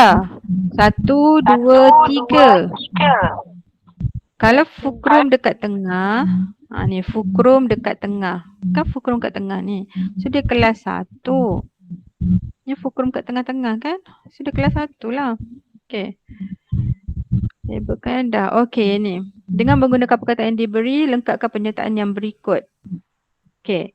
Melalui kaedah 6.1, Adam menggunakan kurang daya. Kurang daya sebab jarak daya dia tinggi. Kena faham. Dia mesti berlawan. Daya kurang sebab jarak daya tinggi. D kurang sebab JD dia tinggi. D daya kurang, JD jarak daya tinggi. Jarak daya tu adalah daripada Fukrum pergi ke daya. Ni jarak daya. So sebab jarak daya dia tinggi, so daya dia kurang. Dia jauh. Batang tu galah tu dia panjang. Lagi panjang, lagi kurang lah dia punya daya dia. Okay. Untuk mengangkat batu jika galah yang panjang ke pendek? Galah yang panjang ke pendek? Yang lebih panjang ke yang lebih pendek? Lebih panjang. Sebab bila lebih panjang, jarak daya dia tinggi. Okey. Panjang. Okey, ni alat untuk mengumpil dinding kayu Terangkan mengapa alat ini mempunyai kelas tuas yang sama dengan alat yang digunakan Adam tadi. Sebab bila dia tanya mengapa dia punya kelas tuas sama, sebab awak kena terang yang ni lah. Yang ni. Sebab Fukrum dekat tengah. Bila Fukrum kat tengah, kelas tuas dia sama. Tuas 1. Tu je jawab. Fukrum antara beban dan daya. Maka dia tuas kelas 1. So dapat 2 markah. Faham? Okey. Yang ini pun saya dah terang hari tu. Okey, siapakah yang menggunakan daya yang lebih kecil? Daya kecil, jarak daya tinggi. So kita tengok jarak daya. Dia sama dekat sini, tapi yang dia beza dekat sini, jarak daya. Kenapa ini kita panggil jarak daya ya? Sebab ini adalah fulcrum. Tangan yang atas merupakan fulcrum. Tangan yang bawah ni merupakan daya. Jadi jarak daya ni, JD dia ni lebih tinggi. Okay, bila JD dia tinggi, daya kurang. So siapa yang menggunakan daya kurang? Rani. So itu cara saya analisis. Okay, Rani. Sebab jarak daya dia kurang. Faham tak? Senang je, main-main kat situ je. Faham tak? Okay, good. Okay, ni pula suruh kira lah. Kalau dia bagi nilai-nilai ni suruh kira. First step, perkara pertama sebelum kira, labelkan dulu. Okay, ni senang. Ikan ni beban B. Second step, yang ada tangan. Ini daya. Sini fulcrum. Sebab apa sih belakang fulcrum? Sebab dia sebagai supporter, penyokong. Dia sebagai suatu sokongan. Tangan belakang ni untuk sokong. Tangan yang depan ni yang kita boleh gerak ke depan ke belakang. Itu daya. Tangan depan ni daya. So dah labelkan. So daya kat tengah. Daya kat tengah kelas ke berapa Kuzairi? Fubeda. Kelas ke berapa? 3. Sebab daya kat tengah. Hafal ni je. Kalau daya dia dekat tengah, macam ni daya kat tengah. Beban dengan fulcrum kat tepi dia. So daya kat tengah. Bila daya kat tengah, kelas pertama. Bear kat tengah, kelas kedua. Daya kat tengah, kelas ketiga. Faham tak? So ni daya kat tengah, kelas ketiga. Faham tak Kuzairi? Okay, so dah label tadi. Beban ni fulcrum. Yang ni adalah daya. Siapa pula yang buka? Okay. Sini beban. Tak kat situ. Geramnya. Ada gangguan.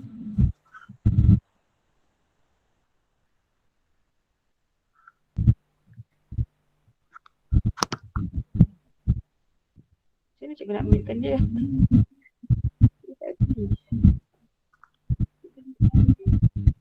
Nak buka.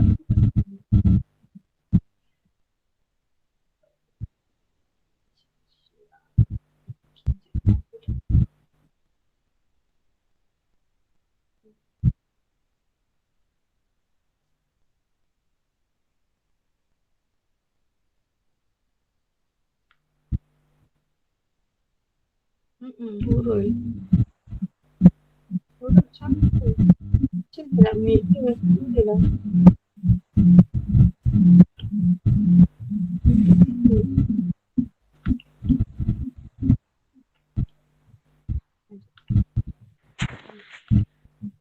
Okay dah mute. Okay. Lega. Okay, so dengar. Okay, kita habiskan ini ya. Okay. So sekarang saya nak awak try kira sendiri. Tengok nak faham ke tak. Okay, jarak di antara hujung joran dengan tangan 1/5. Okay, so JD. Berapa nilai JD? Jarak daya. Type dekat situ. Berapa nilai jarak daya? Cepat. Berapa nilai jarak daya? Yes, good. Bagus. Kuzairi dah faham. Okay. Jarak daya sini. Tangan pergi fulcrum. Berapa nilai jarak beban? Yes, good. 1/5. Fulcrum ke beban, jarak beban. Fulcrum ke daya, jarak daya. Okay, sudah ada. And then dia ada bagi nilai apa-apa tak? Okay, dia bagi nilai weight of fish. Maksudnya berat ikan. Dia bagi berat ikan. Berat ikan ni beban lah. Dia bagi nilai beban. So kalau awak bernasib baik, dia bagi dia punya formula, awak masukkan je. Beban, berapa nilai beban? 4 kan? Okay, jarak beban tadi berapa? Jarak beban. Okay, ni jarak beban, sorry, ni jarak beban. Okay, jarak beban 1.5. Daya nak kena kira. Jarak daya 0.3. Okay, tolong kira berapa daya?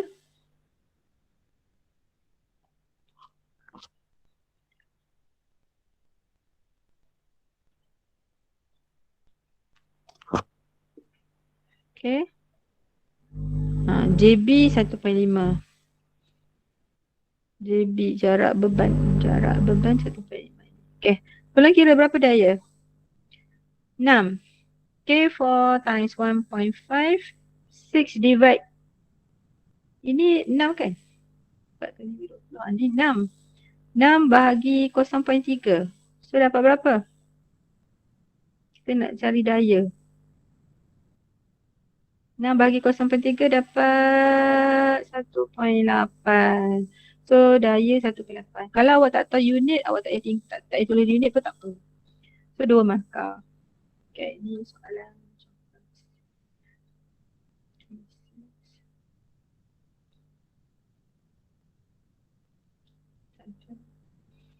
Tak ada masuk. Ni apa? Oh, ini kita punya respirasi. Okay. Ahmed dan rakannya bersyadat untuk menghabiskan masa di hujung minggu. Okay, ni dah buat ulang kaji. Tapi takut awak lupa. So saya nak tanya awak lah sebab dah buat ulang kaji kan. Soalan ni kita pernah bincang. Sebelum bermula, mereka menjalankan beberapa aktiviti. Okay. Sebab Puan Aida yang buat soalan ni, saya pun bagi link bank soalan kat dia. Mungkin dia ada ambil soalan daripada sini. Sebab saya tengok topik-topik dia macam lebih kurang je kan. Manalah tahu kalau bernasib baik awak nasib baik, ada soalan yang kita bincang hari ni keluar. Okay, sebelum bermula mereka menjalankan beberapa pergerakan seperti ditunjukkan dalam Rajah 10.1. Okay, semasa menjalankan aktiviti ditunjukkan dalam Rajah 10.1, lebih banyak oksigen. Semasa dia jalankan ni. Ni aktiviti apa ni? Sebelum kita buat apa-apa kita panggil apa? Warm up. Okay, ni aktiviti warm up. Okay, semasa aktiviti warm up ni lebih banyak oksigen diangkut oleh hemoglobin dalam sel darah merah. Nyatakan bahan yang terbentuk hasil daripada oksigen bergabung dengan hemoglobin. Okay, Nabil kata oksihemoglobin. Okay, betul. Oksigen tambah. Ni persamaan. Saya saja je nak tulis persamaan. Tapi boleh je dapat markah kalau awak tulis persamaan ni pun. Hemoglobin dia akan membentuk oksihemoglobin. Okay, so ini yang jawapan dia nak. Tapi kalau awak tulis persamaan pun kita terima. So dapatlah 1 markah. Seterusnya, terangkan kesan aktiviti warm up tadi atau regangan tadi terhadap kadar respirasi. Okay, 2 markah. Kesan. Ambil balik kadar respirasi meningkat ataupun berkurang. So terangkan kenapa meningkat, kenapa berkurang. So kadar respirasi meningkat ke berkurang? Bertambah ke berkurang? Meningkat. So tulis kadar respirasi sebab dia nak tahu kesan terhadap kadar ni kan. Respirasi meningkat ataupun bertambah 1 markah. Okay, buat point je. Okay, dan terangkan kenapa kadar. Kadar tu maksudnya, kadar respirasi tu maksudnya penyerapan oksigen dalam masa 1 saat tu banyak. Jumlah oksigen yang dapat diserap dalam masa 1 saat tu banyak. Itu maksudnya kadar. Apa-apa yang bagi masa. Respirasi kan oksigen diserap. So kenapa? Sebab apa kadar respirasi meningkat? Sebab lebih banyak oksigen yang diserap untuk menjalankan aktiviti regangan tersebut kan. Sebab sel badan perlu menyerap lebih oksigen. Okey. Okey, untuk respirasi sel lah. Okey, terangkan sebab respirasi sel tu end up kita akan menghasilkan tenaga. Untuk kita lakukan aktiviti yang cergas, kita perlukan tenaga yang lebih. Ingat kan formula persamaan respirasi sel? Ingat tak persamaan respirasi sel? Oksigen kena campur apa? Dua benda je awak kena perlukan untuk menghasilkan tenaga untuk awak lebih cergas.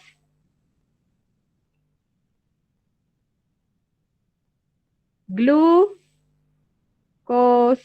Dua je, makanan dengan oksigen. Dapat dua-dua ni, awak dapatlah tenaga dan proses respirasi tu membebaskan karbon dioksida. So bila kita nak menjalankan aktiviti yang cergas, kita perlukan lebih banyak tenaga. Untuk membolehkan lebih banyak tenaga, kita perlukan lebih banyak oksigen. Untuk membolehkan kita lebih banyak oksigen, kita perlu bernafas dengan lebih cepat. Sebab tu kita cengap-cengap tu. Okay, terangkan akibat sekiranya Ahming dan rakannya mengabaikan aktiviti warm up ni. Okay, mengabaikan aktiviti warm up.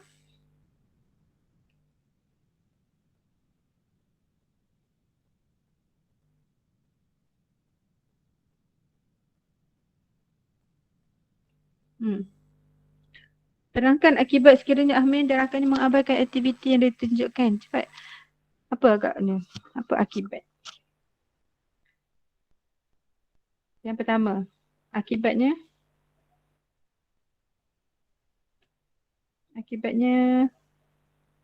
dia akan kita akan mengalami tu cramp tu. Apa cramp? Bukan tulang patah.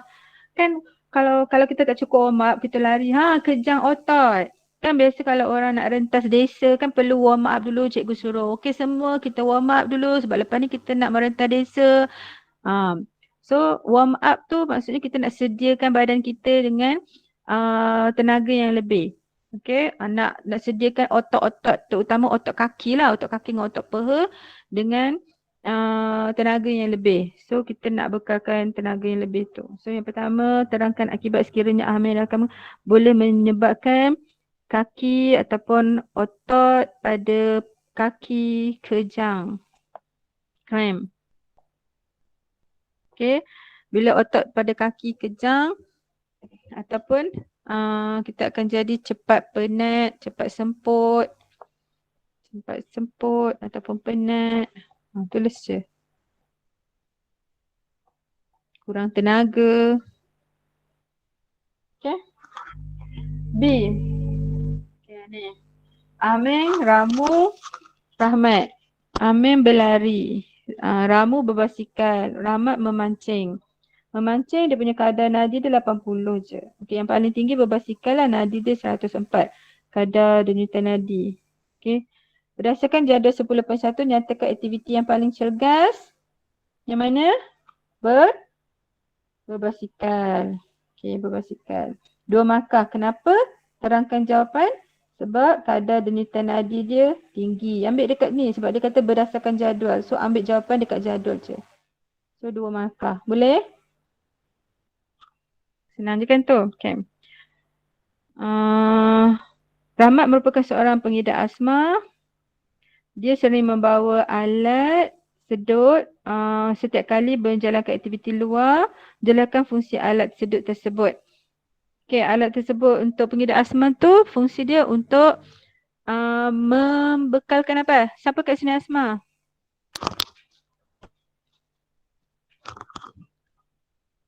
Membekalkan oksigen. Okay, dia ada ubat dalam alat sedut tu dia ada ubat. Dia akan merangsang oksigen. Dia bukan oksigen. Dia macam dia ada ubat dalam dia tu. Ubat tu digunakan untuk membuka asma ni dia penyakit pada peparu. Saya google sikit. Ni last lah. Okay.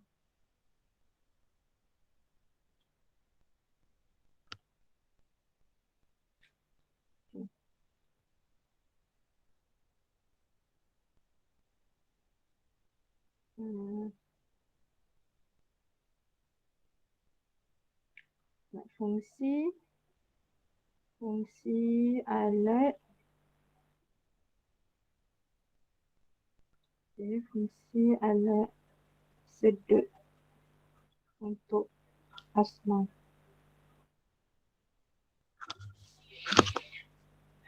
Okay.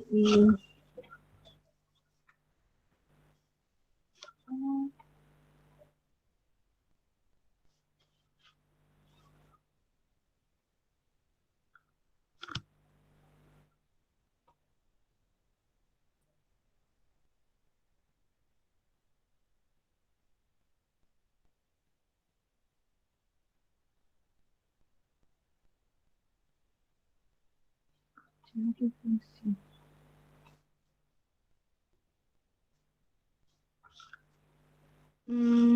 Jelas ni.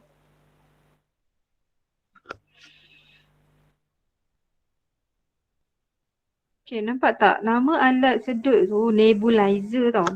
Nebulizer ni untuk orang asma. Alat sedut tu adalah jenis mesin yang dapat menukarkan ubat dalam bentuk cecair. Kepada, maksudnya, kalau awak pernah tengok nebulizer ni, pernah tengok tak nebulizer? Pernah tengok tak orang ambil asma tu? Pernah tengok tak? Pernah ke tak? Dia dalam botol. Betul tu dalam botol tu mestilah cecair. So bila dia picit, dia tukar kepada kabus. Kabus ataupun gas yang disedut oleh orang yang pesakit asma. Dia akan sedut gas tu, gas berubat tu masuk ke dalam saluran paru-paru. So ia menolak udara yang padat melalui ubat cecair dan menukarkan kepada kabus. Maksudnya dia akan sedut gas berubat tu lah. Okey, ia kemudian disedut menggunakan topeng muka khas atau melalui corong mulut. Selalunya ia mengambil masa 5 hingga 10 minit untuk ubat disedut melalui nebulizer. Ubat cairan mesti di dalam isi padu. Okey, tak bagi tahu.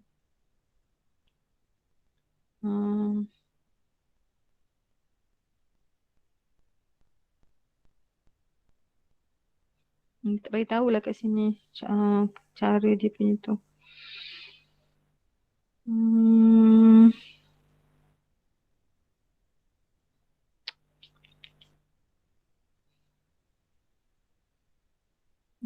ni. Inhaler untuk asma. Ni lah bentuk dia. Tengok sekejap.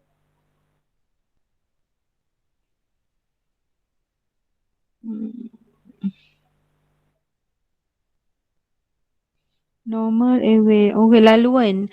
Orang yang sakit asma ni laluan saluran pernafasan dia ada lendir, mucus, ada cecair. Okay. Perbezaan saluran pernafasan antara pengidap asma sebelah kanan dengan orang yang tak ada asma sebelah kiri. So kalau kita yang normal yang tak ada asma ni macam sebelah kiri ni lah. Tak ada cecair, tak ada lendir. No kita punya muscle ataupun ototnya ketat.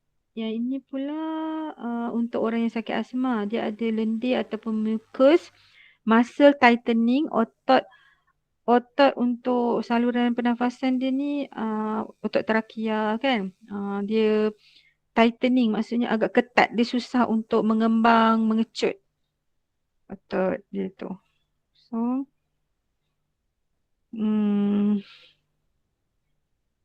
okay. Bagaimana asma dirawat?